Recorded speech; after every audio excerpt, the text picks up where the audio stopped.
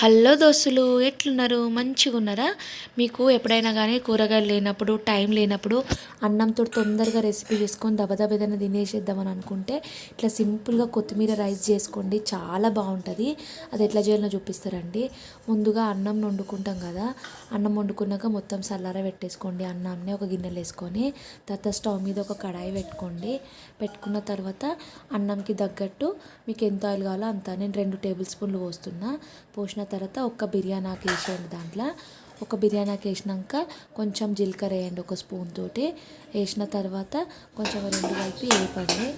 మంచిగా వేగినాక దాంట్లోకి ఒక కొద్దిగా పచ్చి బఠానీ వేసుకోండి. మీ దగ్గర ఉంటే వేసుకోండి, లేకపోతే లేదు. ఆనియన్ కూడా వేసుకోవచ్చు, కానీ నేను వేస్తలేను. తర్వాత క్యారెట్ కూడా వేసేసుకోండి. అవంతా తొందరగా ఉడకాలని అంటే కొంచెం సాల్ట్ వేసి బాగా కలిపేసి ఒక మూత పెట్టేసుకోండి. చిన్న సిమ్లో పెట్టుకుంటే ఉడుకుతాయి మెల్లగా. ఇవి ఉడికేలోపు మనము కొత్తిమీర లిక్విడ్ రెడీ చేసుకుందాము.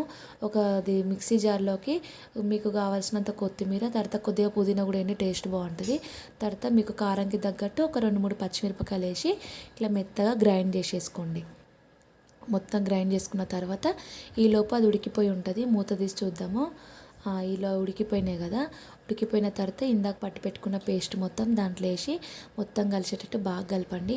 ఫస్ట్ టైం కనుక నా ఛానల్ చూస్తున్నట్టయితే ప్లీజ్ సబ్స్క్రైబ్ చేసుకోండి. చూడండి, ఇట్లా మొత్తం కలిపేసినాక ఒక్క 2 నిమిషాలు వేగినాక మనము చల్లార పెట్టుకున్న అన్నంని మొత్తము వేసేయండి. దాంట్లో మొత్తం వేసేసి బాగా కలిపేసుకోండి. మొత్తము స్పీడ్గా కలిపేసేయండి. మొత్తం ఆ గ్రేవీ అంతా అన్నంకి పట్టేటట్టు మొత్తం కలుపుకోండి. చూడండి, ఈ రకంగా కలుపుకున్న తర్వాత మనం ఇందాక సాల్ట్ వేసినాం కదా, దాన్ని చూసుకొని వేసుకోండి. సాల్ట్ రుచికి సరిపడా సాల్ట్ వేసి మొత్తం బాగా కలిపేసేయండి. మళ్ళీ మొత్తం పూర్తిగా అంతా కలిసేటట్టు కలిపేసుకున్న తర్వాత లాస్ట్కి కొత్తిమీర వేసేయండి. కొత్తిమీర ముక్కలు కట్ చేసుకొని వేసుకుంటే బాగుంటుంది. కొంచెము ధనియాల పొడి టేస్ట్ ఉండడానికి కొంచెం ధనియాల పొడి వేసుకొని మొత్తం కలిసేటట్టు బాగా కలిపేసుకోండి. వీడియో నచ్చితే లైక్ చేయండి ప్లీజ్. మొత్తం కలిపేసుకున్న తర్వాత లాస్ట్కి కొద్దిగా నిమ్మకాయతోటి పిండేసుకుంటే ఇంకా వేడి వేడి కొత్తిమీర రైస్ రెడీ అయిపోతుంది.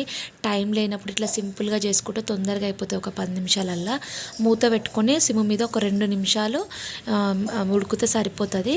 తర్వాత చూడండి, 2 నిమిషాల తర్వాత మూత తీసేసి ఒక గిన్నెలకు పెట్టుకొని పెరుగు చట్నీతో తింటే రెడీ అయిపోతుందండి. వేడి వేడి మంచి రెడీ అయిపోయింది కొత్తిమీర రైస్. వీడియో కనుక నచ్చినట్టయితే ప్లీజ్ లైక్ చేయండి, షేర్ చేయండి, తప్పకుండా సబ్స్క్రైబ్ చేసుకోండి. జర సపోర్ట్ చేయండి.